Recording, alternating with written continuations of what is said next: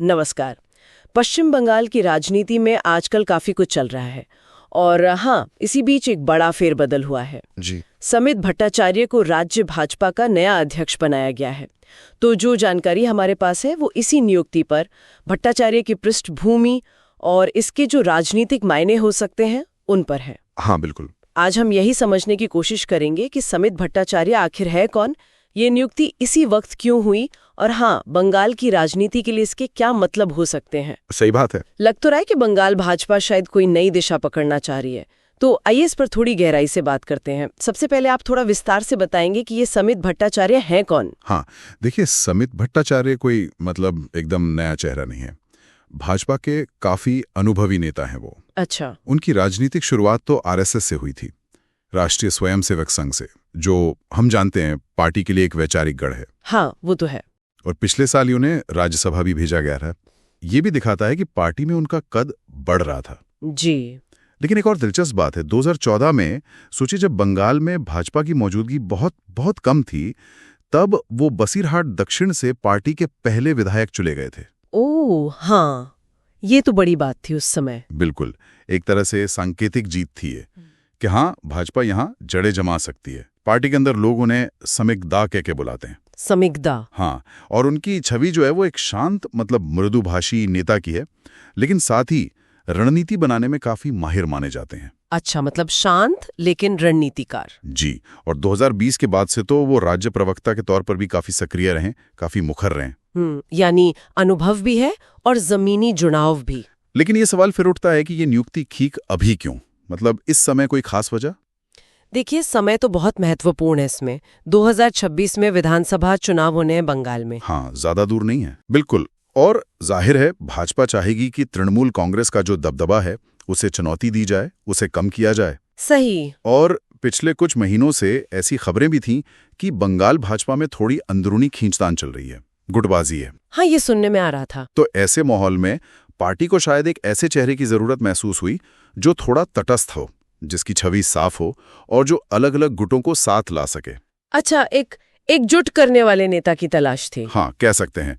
और भट्टाचार्य की जो आरएसएस पृष्ठभूमि है और पार्टी अनुशासन पर उनका जो जोर रहता है, वो शायद इस भूमिका के लिए उन्हें उपयुक्त बनाता है। ये एक तरह से संगठन को थोड़ा कसने और चुनावी तैयारी पर फोकस करने की कोशिश लग रही है।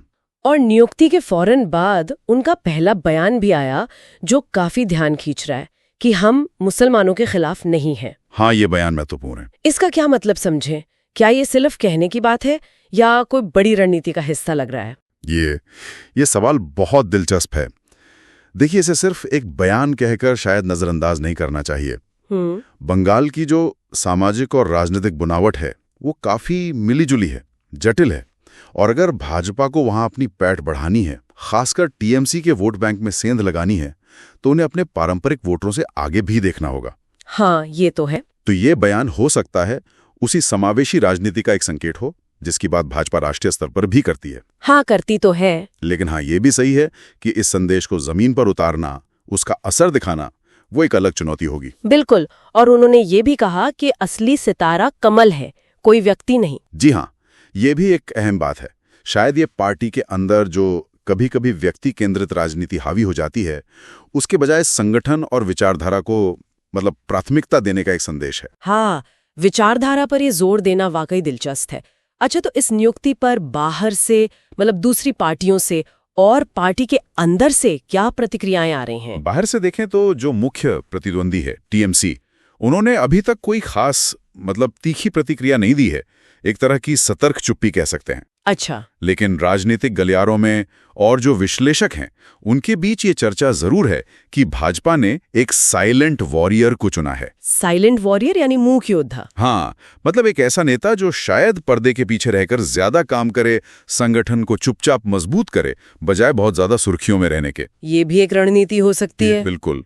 और पार्टी के अंदर की बात करें तो जो विपक्ष के नेता हैं, शुभेंदु अधिकारी जैसे बड़े चेहरे, उन्होंने भी समिकदा का खुलकर स्वागत किया है, समर्थन जताया है। अच्छा, ये तो अच्छी बात है पार्टी के लिए। हाँ, ये शुरुआत में कम से कम आंतरिक एकता के लिए एक अच्छा संकेत माना जा सकता है, खासकर तब जब गुटबाजी की खबरें आ रही थी। तो कुल मिलाकर ऐसा लग रहा है कि भाजपा बंगाल में एक सोची समझी रणनीति के साथ आगे बढ़ रही है और समित भट्टाचार्य इसमें एक अहम कड़ी होंगे। हाँ बिल्कुल, चुनौतियां तो उनके सामने बड़ी हैं। पार्टी को एकजुट रखना है, जमीनी स्तर पर संगठन को और मजबूत करना है, और सबसे बड़ी चुनौती 2026 में टीएमसी को टक्कर देना। निश्चित रूप से। क्या लगता है, ये रणनीति काम करेगी? ये देखना तो वाकई दिलचस्प होगा। बिल्कुल, ये नियुक्ति सिर्फ एक चेहरा बदलना नहीं है, ये शायद राज्य में भाजपा की जो कार्यशैली है उसमें एक संभावित बदलाव का भी संकेत है। जैसे अनुशासन पर जोर देना, आरएसएस पृष्ठभूमि वाले नेता को लाना, और साथ ही एक समावेशी संदेश देने की कोशिश करना। ये सब मिलकर एक नई दिशा की तरफ इशारा करते हैं।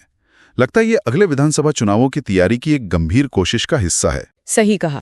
और इसका असली असर क्या होगा वो तो खैर आने वाले वक्त में ही पता चलेगा, जब उनकी नीतियां जमीन पर दिखेंगी, उनकी गतिविधियां सामने आएंगी। बिल्कुल। और हाँ, जाते जाते हमारी सुनने वालों के लिए एक सवाल भी छोड़ जाते हैं जी।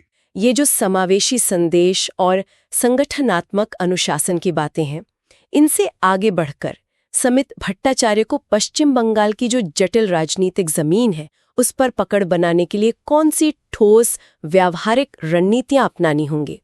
ऐसी रणनीतियां जो शायद उन्हें उनके पहले के नेताओं से अलग करें और पार्टी को चुनावी सफलता दिला सकें। इस पर सोचिएगा जरूर।